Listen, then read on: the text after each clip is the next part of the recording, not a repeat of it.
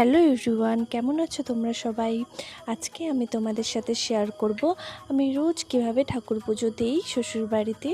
আসলে আগে হয়তো আমার পড়াশোনার মাঝে সেরকমভাবে ঠাকুর পুজো দেওয়া হতো না, কিন্তু যবে থেকে আমি শ্বশুরবাড়িতে এসেছি আমার শাশুড়ি মা খুব সুন্দরভাবে গুছিয়ে আমাকে দেখিয়েছে আমি কিভাবে ঠাকুর পুজো দিতে হয়, সুন্দর করে ঠাকুরকে পুজো দিতে হয়। আমি এখন প্রায় সব কিছুই শিখে গেছি, যে কিভাবে ঠাকুরকে পুজো দিতে হয়, ঠাকুরের সেবা করতে হয়। সত্যি বলতে গেলে যতবার আমি ঠাকুর পুজো দিই ততবার আমার মনটা অনেক ভালো হয়ে যায়।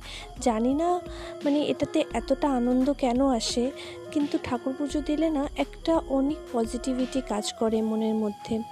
দেখো, তোমাদের সাথে কথা বলতে বলতে আমার ঠাকুর পুজো দেওয়াও কমপ্লিট হয়ে গেছে। সবাই ভালো থাকো, আর এই দেখো আমার ঠাকুরের দর্শন করে নাও। কেমন? আজকের জন্য ভিডিওটা এটুকুই, দেখা হবে নেক্সট ভিডিওতে। টাটা।